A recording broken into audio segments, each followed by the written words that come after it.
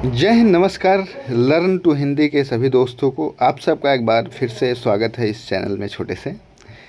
तो जैसा कि आप लोग देख चुके होंगे, हम हिंदी जो 6 to 8 बीपीएससी है उसको टारगेट करके कुछ वीडियो ला रहे हैं। इसके पहले आप देख चुके हैं। अगर इस बार इस चैनल पर पहली बार आए हैं तो इसके पहले आप देखेंगे कि हम जो टॉपिक वाइज है, कुछ इतिहास के प्रश्न, शास्त्र के, काव्य शास्त्र के प्रश्न और अन्य गद्य विधाओं के प्रश्नों को, हिंदी सम्मेलन और विभिन्न टॉपिकों पर, और जो सामान्य जीएस में बीपीएससी में प्रश्न पूछे जाते हैं उनके प्रीवियस ईयर का बुलेट पॉइंट के रूप में, इन सारे प्रश्नों को देख चुके हैं। यूट्यूब पे हमारे चैनल पे इसी वीडियो पड़ा है।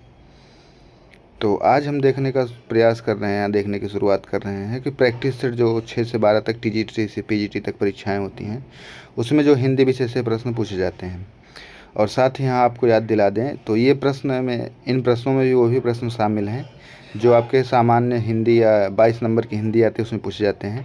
तो जैसे जो उसका सिलेबस है, हिंदी साहित्य का इतिहास, प्रमुख लेखक कवि रचनाएं, हिंदी भाषा, बोली विकास, और इस तरीके से उसका सिलेबस है।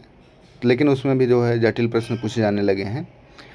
तो इस वीडियो को जो लोग हिंदी से पेपर देना चाहते हैं वो भी देख सकते हैं, जो नहीं देना चाहते हैं वो भी, उन लोग को भी महत्वपूर्ण होगा, क्योंकि जो सामान्य हिंदी में प्रश्न पूछे जाते हैं वो भी इन्हीं में से पूछे जाते हैं। क्योंकि जो भी ज्ञानपीठ पुरस्कार, साहित्य अकादमी पुरस्कार, व्यास सम्मान पुरस्कार, इन सब पुरस्कार को उसमें शामिल किया जाता है, तो इसमें भी वो देखा जाएगा। तो ज़्यादा बात ना करते हुए हम शुरू करते हैं अपने आज के सेशन को या आज के प्रैक्टिस सेट को। तो चलिए शुरू करते हैं।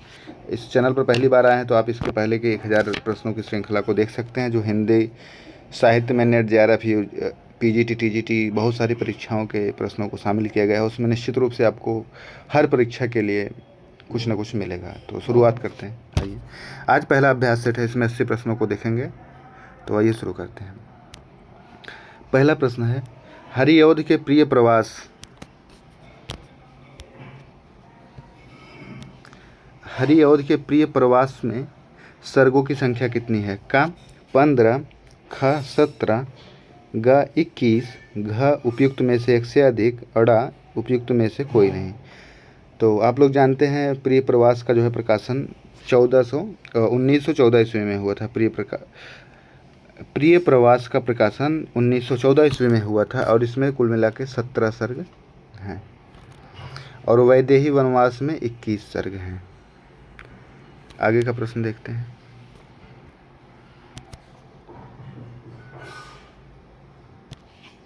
त्रिशूल उपनाम से कविता की, त्रिशूल उपनाम किसका है?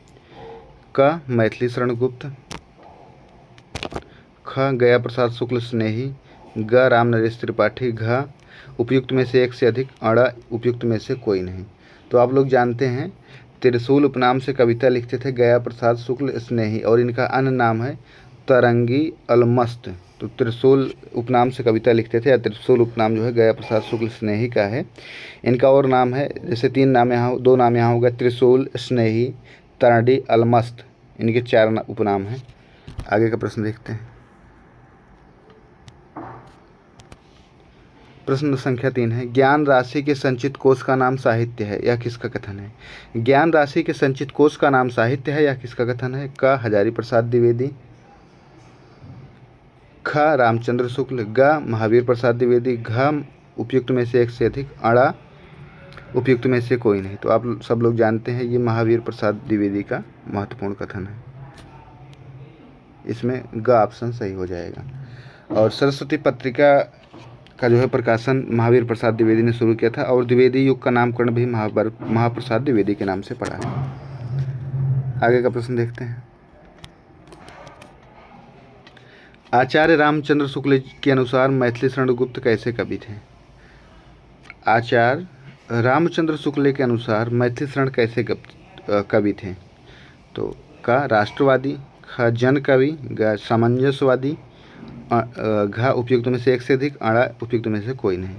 तो आप लोग जानते हैं मैथिली शरण गुप्त को राष्ट्रकवि कहा जाता है। राष्ट्रकवि उनको भारत भारतीय रचना के लिए किसने कहा है? तो उनको जो नाम दिया है महात्मा गांधी ने दिया है। तो इसमें प्रश्न पूछा गया रामचंद्र शुक्ल के अनुसार, तो रामचंद्र शुक्ल के अनुसार ऑप्शन अगर ऐसा रहेगा तो सामंजस्यवादी कवि हो जाएगा उत्तर। आगे देखते हैं। प्रश्न संख्या 5 है, हिंदी में स्वच्छंदतावाद के कवि कौन माने जाते हैं? का रामनरेश त्रिपाठी, ख श्रीधर पाठक, ग सुमित्रानंदन पंत, घ उपयुक्त में से एक से अधिक, अ उपयुक्त में से कोई नहीं। तो इसका उत्तर हो जाएगा श्रीधर पाठक। श्रीधर पाठक जो है स्वच्छंदतावाद का कवि माने जाते हैं। और इनका एकांतवासी, उजड़ा ग्राम इनकी प्रमुख रचना है। सुमित्रानंदन पंत को जानते हैं, इनका जन्म जो है उत्तराखंड के अल्मोड़ा डिस्ट्रिक्ट में हुआ था। इन पर अरविंद दर्शन का प्रभाव था। प्रकृति के सुकुमार कवि भी कहे जाते हैं। रामधारी सिंह दिनकर की किस कृति को आधुनिक युग की गीता कहा जाता है? रामधारी सिंह दिनकर की किस कृति को आधुनिक युग की गीता कहा जाता है? तो इसमें देखते हैं, का कुरुक्षेत्र, ख उर्वशी, ग रसिमरथी। तो इसमें हम देखते हैं, तो जो है आधुनिक युग की गीता जो है कुरुक्षेत्र को कहा जाता है।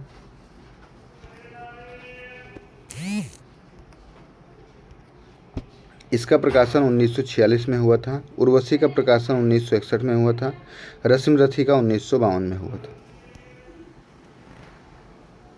रामधारी सिंह दिनकर के किस काव्य ग्रंथ में युद्ध और शांति की समस्या का चित्रण मिलता है? तो आप लोग जानते हैं, का उर्वशी, ख कुरुक्षेत्र, ग है रसिमरथी, घ उपयुक्त में से, इसमें से हम 3 ऑप्शन पढ़ेंगे बस, और चौथा पांचवा नहीं पढ़ेंगे, उसके बाद सही लगा लेंगे। तो जो है युद्ध और शांति का वर्णन मिलता है। कुरुक्षेत्र में युधिष्ठिर और भीष्म संवाद भी मिलता है। उर्वशी के लिए ज्ञानपीठ पुरस्कार मिला था रामधारी सिंह दिनकर को। और रसिमरथी का जो नायक है वो कर्ण है। इनमें से कौन सा असंगत है? तो हिमकृतनी माखनलाल चतुर्वेदी, ये सही है। ख चिदम्बरम सुमित्रानंदन पंत का है, ये भी सही है। चिता के फूल राम वृक्ष बेनीपुरी का है, ये भी सही है। तो उपयुक्त में से एक से अधिक, उपयुक्त में से कोई नहीं। तो इसमें से असंगत पूछा है, तो इसमें से सभी संगत हैं, तो इसमें अड़ा ऑप्शन हो जाएगा। कवि निराला ने किसे हिंदी के विशाल मंदिर की सरस्वती कहा है? कवि निराला ने किसे हिंदी के विशाल मंदिर की सरस्वती कहा है? तो महादेवी वर्मा को कहा है। महादेवी वर्मा को यामा कृति के लिए ज्ञानपीठ पुरस्कार मिला था। मीराबाई कृष्ण भक्ति परंपरा की जो है लेखिका है। और 1 इंच मुस्कान एक ऐसा उपन्यास है जिसको मन्नू भंडारी और राजेंद्र प्रसाद यादव ने मिल के लिखा था।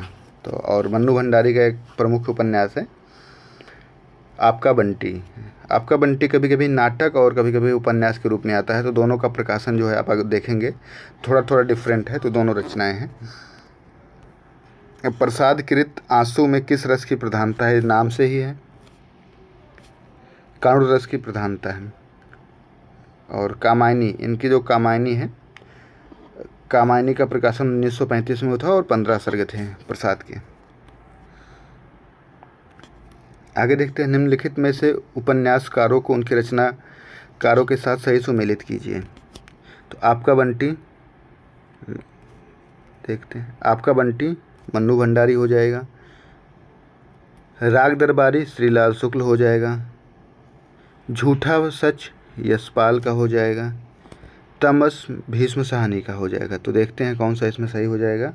इसमें से का सही हो जाएगा, क्योंकि का 2 ठीक है, ख का 3 ठीक है, ग का 4, घ का 1। तो इसमें का ऑप्शन सही हो जाएगा प्रश्न नंबर 11 में। आगे देखते हैं, हिंदी साहित्य के इतिहास को आदिकाल के लिए आधार काल नाम किसने दिया है? हिंदी साहित्य के इतिहास में आदिकाल के लिए आधार काल नाम किसने दिया है?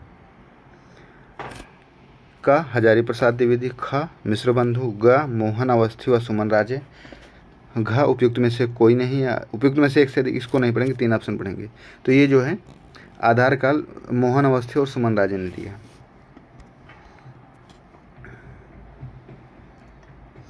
हिंदुस्तानी को सर्वप्रथम हिंदी किसने कहा है?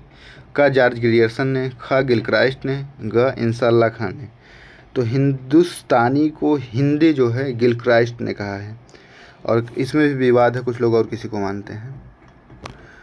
आगे देखते हैं, प्रश्न संख्या 14 है, हजारी प्रसाद द्विवेदी। हजारी प्रसाद द्विवेदी हिंदी के प्रथम कवि किसे स्वीकार करते हैं? क स्वयंभू को, ख सरपा को, ग अब्दुल रहमान को। तो हजारी प्रसाद द्विवेदी जो है अब्दुल रहमान को हिंदी का प्रथम कवि स्वीकार करते हैं। 15 नंबर प्रश्न है, उपदेश रसायन रास किसकी रचना है? उपदेश रसायन रास जो है किसकी रचना है? शालिभद्र सूरी, विजय सेन सूरी, जीनदत्त सूरी। तो उपदेश रसायन जीनदत्त सूरी की रचना है। इनमें कौन सी रचना आदिकाल की है?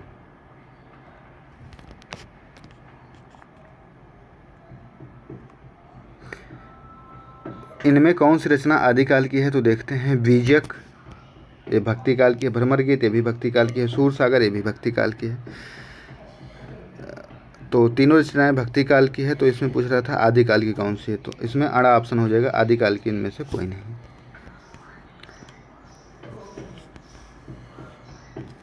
आगे का प्रश्न देखते हैं, हिंदी में कौन सी रचना स्वयंभू की है? तो पाउम चरियू ये भी स्वयंभू की है, स्वयंभू छंद ये भी है, रिठ्ठमेणी चरियू ये भी जो है स्वयंभू की है। तो इसमें से घ ऑप्शन सही हो जाएगा, उपयुक्त में से एक से अधिक। आगे देखते हैं, 18 नंबर प्रश्न है,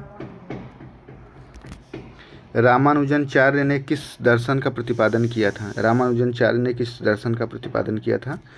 तो क अद्वैतवाद, ख शुद्धाद्वैतवाद, ग विशिष्टाद्वैतवाद।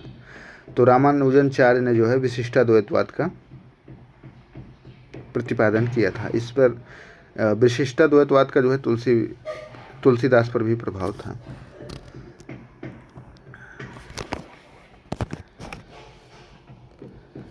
आगे देखते हैं, निम्न में से कौन सी प्रवृत्ति संत काव्य की है? तो गुरु की महत्ता ये है, रहस्यवादी भावना ये भी है, आडंबरों का खंडन ये भी है। तो घ इसमें से उपयुक्त में से एक से अधिक सही हो जाएगा, घ ऑप्शन। आगे देखते हैं, 20 नंबर का प्रश्न है, कवित्व विवेक एक नहीं मोरे, सत्य कहूँ लिख कागद कोरे। कवित्व विवेक एक नहीं मोरे, सत्य कहूँ लिख कागद गोरे। यह किनकी पंक्ति है? तो यह जो है तुलसीदास की पंक्ति है, यह तुलसीदास की पंक्ति है। सीधे उत्तर पे बात करेंगे, बहुत समय लग रहा है। किस कवि की गणना अष्टछाप के कवियों में नहीं की जाती है? किस कवि की गणना जो है अष्टछाप के कवियों में नहीं की जाती? तो कुंभन दास की जाती है, परमानंद दास की जाती है, नरोत्तम दास की नहीं की जाती है। तो इसमें से ख ऑप्शन सही हो जाएगा। कृष्ण काव्य का अधिकांश साहित्य मुख्यतः किस भाषा में है? तो ये जाहिर सी बात है, कृष्ण काव्य जो भी मथुरा का क्षेत्र है, मथुरा में ब्रज भाषा बोली जाती है। तो कृष्ण काव्य का अधिकांश साहित्य ब्रज भाषा में है। आगे का प्रश्न देखते हैं, आचार्य रामचंद्र शुक्ल ने रीतिकाल का आरंभ किस कवि से माना है? आचार्य रामचंद्र शुक्ल ने रीतिकाल का आरंभ जो है किस कवि से माना है? तो क केशवदास, ख चिंतामणि, ग मतीराम। तो चिंतामणि से माने हैं। आगे का प्रश्न देखते हैं, कौन सा संगत है? काव्य विवेक चिंतामणि की है, ये सही है। ख शिवा बावनी भूषण की है, ये भी सही है। ग वृत्त कौमुदी मतीराम की है, ये भी सही है। इसमें से अड़ा हो जाएगा, इसमें संगत पूछा है तो उपयुक्त में से कोई नहीं हो जाएगा।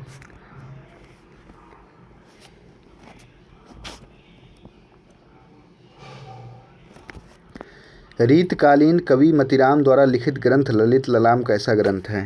तो ललित ललाम जो है अलंकार ग्रंथ है, ललित ललाम अलंकार ग्रंथ है। आगे देखते हैं,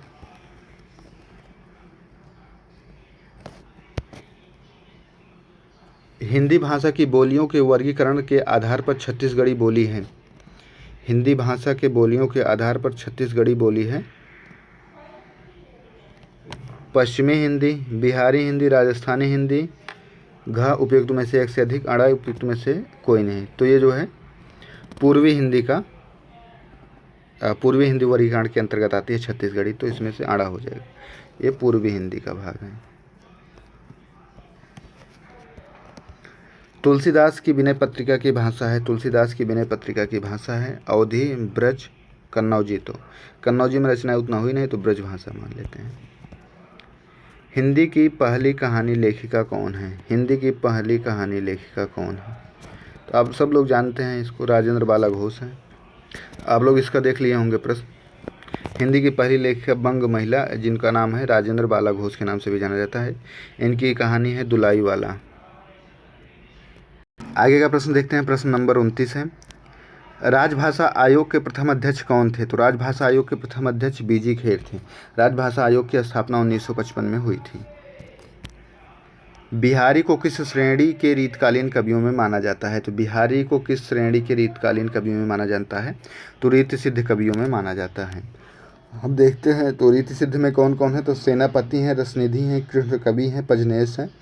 रीति मुक्त में बहुत आसान है, घनानंद है, आलम है, बोधा है, ठाकुर हैं। तो रीति मुक्त में देखते हैं घनानंद, आलम, बोधा, ठाकुर। रीति सिद्ध में सेनापति, रसनिधि, कृष्ण कवि, पजनेश हैं। आगे देखते हैं इसमें से कौन सा संगत है? तो का रस रहस्य कुलपति मिश्र, ये भी सही है। रसभूषण याकूब खां, ये भी सही है। रस सारांश भिखारी दास, ये भी सही है। घ उपयुक्त में से एक से अधिक, ये तो होगा नहीं क्योंकि सभी सही हैं। अड़ा उपयुक्त में से कोई नहीं, तो इसमें अड़ा ऑप्शन सही हो जाएगा क्योंकि सब संगत हैं, कोई असंगत नहीं है। आगे देखते हैं दोहा लिखा गया है। तो दोहा किसका? नहीं पराग नहीं मधुर मधु, नहीं पराग नहीं मधुर मधु, नहीं विकास इह काल, अली कली ही सौ बिंधोपो, आगे कवन हवाल। उपयुक्त पंक्ति किसकी है? तो उपयुक्त पंक्ति बिहारी की है। प्रबंध काव्य को वनस्थली और मुक्तक को गुलदस्ता किसने कहा है? प्रबंध काव्य को वनस्थली और मुक्तक काव्य को गुलदस्ता किसने कहा? तो आचार्य रामचंद्र शुक्ल ने कहा है। बिहारी की भाषा चलते होने पर भी साहित्यिक है, यह किसका कथन है? बिहारी की भाषा चलते होने पर भी साहित्यिक है, यह किसका कथन है? तो आचार्य रामचंद्र शुक्ल का कथन है।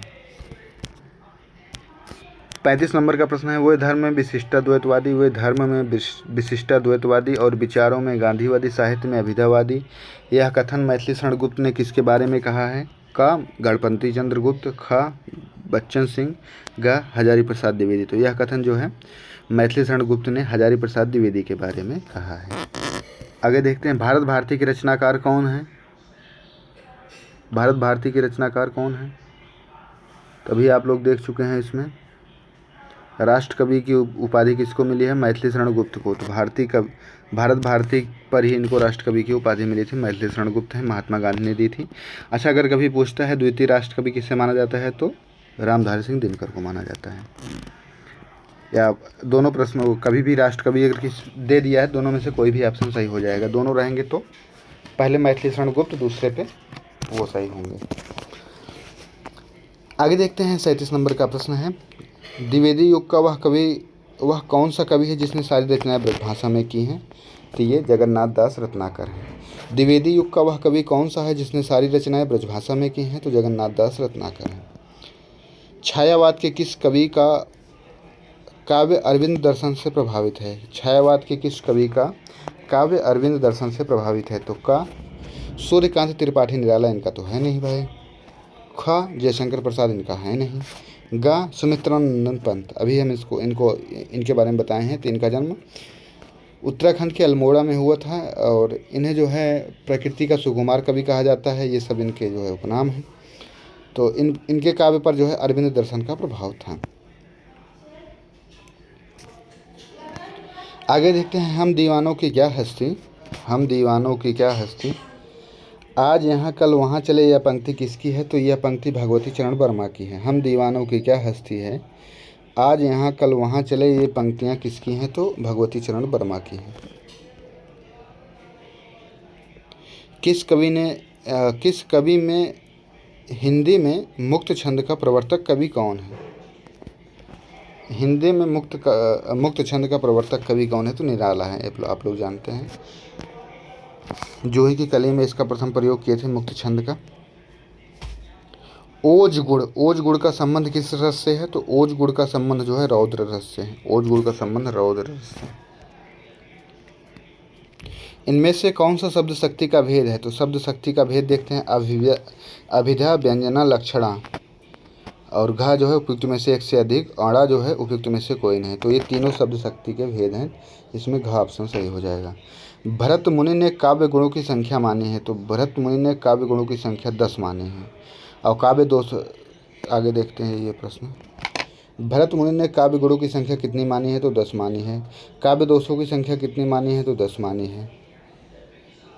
इनके जो नाट्य शास्त्र में उसमें कितने अलंकारों को मान्यता दी गई है, तो अलंकार चार अलंकारों की मान्यता दी गई है और 8 रसों को मान्यता दी गई है। और हिंदी में वैसे अगर पूछा जाए तो कितने रस होते हैं, 9 रस होते हैं। सूरदास के अनुसार 11 रस होते हैं, इनके अनुसार 8 रस होते हैं, भरत मुनि के अनुसार। इनको जो है रस का मतलब प्रवर्तक माना जाता है, रस सिद्धांत का प्रवर्तक माना जाता है भरत मुनि को। विशेष रूप से जो भाव को प्रकट करें उन्हें क्या कहते हैं, उन्हें विभाव कहते हैं। जो विशेष रूप से भाव को प्रकट करें तो उन्हें विभाव कहते हैं। काव्य हेतु कितने होते हैं, काव्य हेतु 3 होते हैं। प्रतिभा, व्युत्पत्ति, अभ्यास। काव्य हेतु 3 होते हैं, प्रतिभा, व्युत्पत्ति, अभ्यास। आगे देखते हैं विभत्स। विभत्स रस का स्थायी भाव क्या है, तो विभत्स रस का स्थायी भाव है जुगुप्सा। विभत्स रस का स्थायी भाव जुगुप्सा है। आप लोग ग्रामर आप लोग जानते हैं, इसलिए 4 ऑप्शन नहीं पढ़े हैं। संचारी भाव को और किस नाम से जाना जाता है, तो संचारी भाव को व्यभिचारी भाव नाम से जाना जाता है। संचारी भाव को और व्यभिचारी भाव नाम से जाना जाता है। सात्विक अनुभाव की संख्या कितनी मानी गई, तो सात्विक अनुभाव की संख्या 8 मानी गई है। सात्विक अनुभाव की संख्या 8 मानी गई है। अनुभाव, आगे देखते हैं अनुभाव को कितने वर्गों में विभाजित किया जाता है, तो अनुभाव को 4 वर्गों में विभाजित किया जाता है। कायिक, सात्विक, वाचिक, आहार्य। अनुभाव को कितने वर्गों में विभाजित किया जाता है, तो 4 वर्गों में। देखते हैं पहला कौन सा है, कायिक है, दूसरा सात्विक है, तीसरा वाचिक है, चौथा आहार्य है। अवधि शिला का उस पर था गुरुभार, अवधि शिला का उस पर था गुरुभार, तिल तिल कट रही थी दृग जलधार। उपयुक्त पंक्ति में कौन सा छंद है, इसमें बरवय छंद है, बरवय छंद है। प्रत्येक चरण में 28 मात्रा और 16 और 12 पर यति, अंत में लघु और गुरु किस छंद में आता है, तो हरिगीतिका में आता है।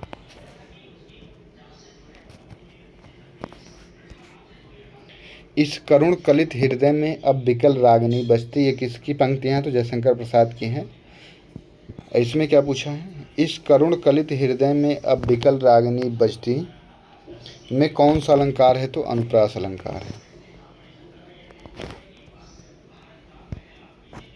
बीती विभावरी जागरी अंबर पनघट सी डुबो रही, बीती विभावरी जागरी अंबर पनघट में डुबो रही, तारा घट उषा नागरी। इन पंक्तियों में कौन सा अलंकार है, तो इसमें रूपक अलंकार है। रहीमन पानी राखिए बिन पानी सब सून, रहीमन पानी राखिए बिन पानी सब सून, पानी गए न उबरे मोती मानुष चून। इसमें जो है कौन सा अलंकार है, तो श्लेष अलंकार। ले चल साथ मैं तुझे कनक ज्यों भिक्षुक लेकर स्वर्ण झनक में कौन सा अलंकार है, तो रूपक।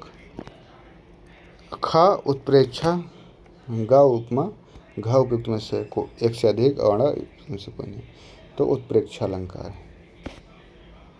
आगे देखते हैं राजभाषा अधिनियम। राजभाषा अधिनियम 1976 के अनुसार हिंदी प्रयोग की दृष्टि से देश के राज्यों को कितनी श्रेणियों में बांटा गया है, तो 3 श्रेणी में, क ख ग। जो क है अपना उत्तर प्रदेश, बिहार, हिमाचल प्रदेश ये क्षेत्र है, और खा में पश्चिम के देश हैं, मतलब उधर नॉर्थ ईस्ट के देश हैं, और ग में महाराष्ट्र, गुजरात, कर्नाटक, तमिलनाडु ये आते हैं। इनमें कौन सा भाषा का रूप है, इनमें से कौन सा भाषा का रूप है, तो लिखित भाषा का एक रूप होता है, सांकेतिक ये भी होता है, मौखिक, तो तीनों भाषा का एक रूप है, तो ग हो जाएगा उपयुक्त में से एक से अधिक। हिंदी का पाणिनि किसे कहा जाता है, हिंदी का पाणिनि किसे कहा जाता है, तो हिंदी का पाणिनि जो है कामता प्रसाद गुरु, ख भोलानाथ तिवारी, ग वासुदेव देवनंदन। तो हिंदी का पाणिनि कामता प्रसाद गुरु को कहा जाता है। इनमें से ऊष्म व्यंजन कौन सा है? इनमें से ऊष्म व्यंजन कौन सा है? तो क, ह, ख, सा, ग, सा, ह। अरे यार, ह, स, सा। तो ऊष्म व्यंजन तीनों हैं, उपयुक्त में से एक से अधिक हो जाएगा। एक सा जो है, ये वाला सा जो होता है, सम्मान, सम्मान वाला सा, ये भी सा ऊष्म व्यंजन में आता है। उत्तम पुरुषवाचक सर्वनाम है। उत्तम पुरुषवाचक सर्वनाम है, तो उत्तम पुरुषवाचक सर्वनाम है हम, वह, तुम। तो हम जो है उत्तम पुरुषवाचक सर्वनाम।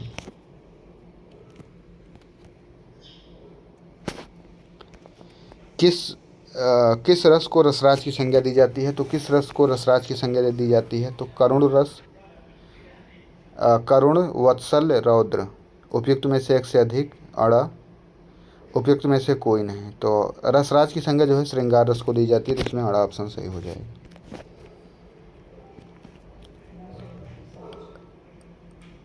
रस सूत्र, रस सूत्र में संयोग का अर्थ भोज्य भोजक संबंध किस आचार्य ने माना है?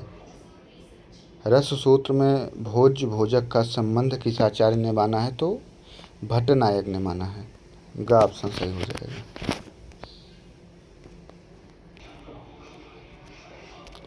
आलम्बन की चेष्टाओं, आलम्बन की चेष्टाएं क्या कहलाते हैं? आलम्बन की चेष्टाएं उद्दीपन कहलाती हैं। कार्य और कारण में संगति न होने पर कौन सा अलंकार होता है? कार्य और कारण में असंगति, कार्य और कारण में संगति न होने पर असंगति अलंकार होता है। अलंकार संप्रदाय के प्रवर्तक आचार्य का नाम क्या है? अलंकार संप्रदाय के प्रवर्तक आचार्य का नाम क्या है? तो अलंकार संप्रदाय के प्रवर्तक आचार्य का नाम है भामा। गा ऑप्शन सही है। 66 नंबर का प्रश्न देखते हैं। निम्न में से कौन सा अर्थालंकार है? निम्न में से कौन सा अर्थालंकार है? श्लेष अलंकार, यमक अलंकार,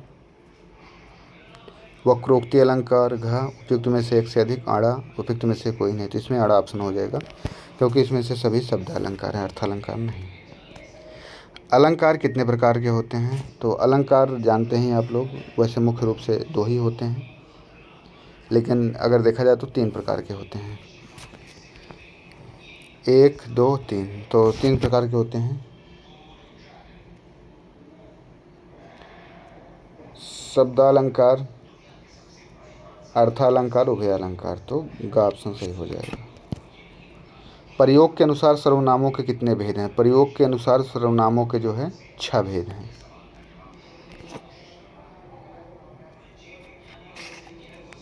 आगे देखते हैं। 69 नंबर का प्रश्न है। निम्नलिखित में से संबंधवाचक सर्वनाम का चयन करें। आप, जो, वह। तो आप जो है, जो है वो संबंध को दर्शाता है।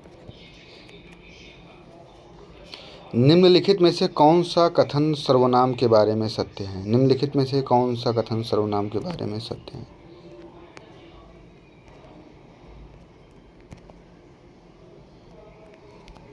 का भाषा चंद्रोदय में सर्वनाम के लिए संज्ञा प्रतिनिधि शब्द का प्रयोग किया जाता है, ये सही है। खा जो है सर्वनाम में केवल 7 कारक होते हैं, ये भी सही है। गा सर्वनाम का रूपांतर पुरुष और वचन और कारक की दृष्टि से होता है, भी सही है। घा उपयुक्त में से एक से अधिक, तो इसमें से घा ऑप्शन सही हो जाएगा 70 नंबर का। आगे देखते हैं। 71 नंबर का प्रश्न है। स्वर संधि के कितने भेद होते हैं? तो स्वर संधि के 3, 4, 5। तो स्वर संधि के 5 भेद होते हैं। देखिए हम गिनाते हैं। वृद्धि संधि, वृद्धि संधि, गुण संधि, अयादि संधि, यदि गुण संधि, अयादि संधि, वृद्धि संधि, यण संधि, और एक संधि कौन सी है? एक संधि का नाम भी नहीं आता। तो 5 प्रकार की स्वर संधियाँ होती हैं। निम्नलिखित में से कौन सा शब्द प्रा उपसर्ग के योग से बना है? तो 72 नंबर का प्रश्न देखते हैं। तो प्रत्युपकार ये नहीं होगा, प्रख्यात ये हो जाएगा, प्रत्येक ये नहीं होगा। तो 72 नंबर के प्रश्न का उत्तर जो है ख हो जाएगा, प्रख्यात। प्रत्ययों से बने शब्दों को मुख्यतः प्रत्ययों से बने शब्दों के मुख्यतः कितने भेद होते हैं? तो 2 से होते हैं। एक तद्धित प्रत्यय, एक कृत प्रत्यय। प्रत्यय 2 प्रकार के होते हैं, एक तद्धित, एक कृत। राजभाषा, निम्नलिखित में से राजभाषा नियम 1976 के अनुसार का क्षेत्र के अंतर्गत किस भाषा को रखा गया है? तो 74 नंबर का प्रश्न है, बिहार को रखा गया है। जैसे बताया नहीं था कि खा में जो है उधर पश्चिम के क्षेत्र को, नॉर्थ ईस्ट के क्षेत्र को रखा गया है। तो बिहार, उत्तर प्रदेश, हिमाचल, दिल्ली भी इसी में है काम में। आगे देखते हैं 75 नंबर का प्रश्न है, संविधान के किस अनुच्छेद में संसद में प्रयुक्त होने वाली भाषा के संबंध में वर्णन है?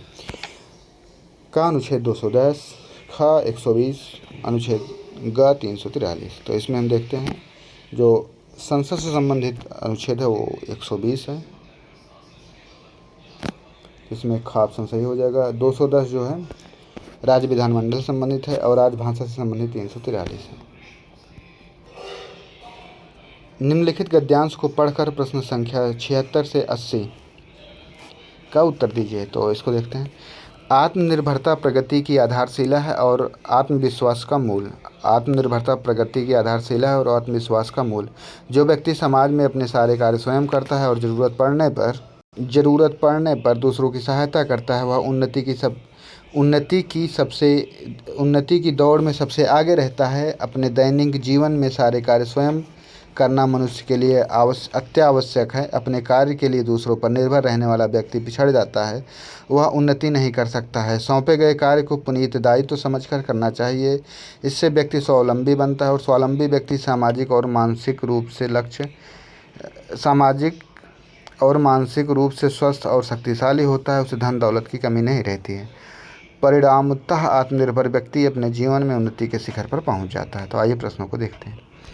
व्यक्ति की प्रगति की आधारशिला क्या है? तो व्यक्ति की प्रगति की आधारशिला जो है आत्मनिर्भरता है। उन्नति की दौड़ में सबसे आगे कौन रहता है? उन्नति की दौड़ में सबसे आगे कौन रहता है? जो अपना कार्य स्वयं करता है, ज़रूरत पड़ने पर दूसरों की मदद करने वाला, आत्मनिर्भर रहने वाला। तो ये सभी विशेषता वाले लोग आगे बढ़ते हैं। तो घ ऑप्शन से पूछे।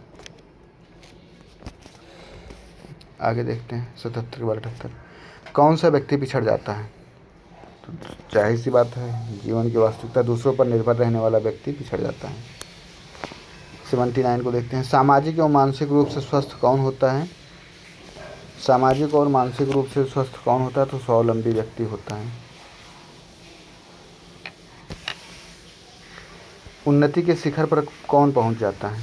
उन्नति के शिखर पर कौन व्यक्ति पहुंच जाता है? तो जो आत्मनिर्भर होता है। तो आप लोग कमेंट करके बताएं ये कैसा लगा। हालांकि बहुत गर्मी है तो सही से बन नहीं पा रहा है। जय हिंद, नमस्कार।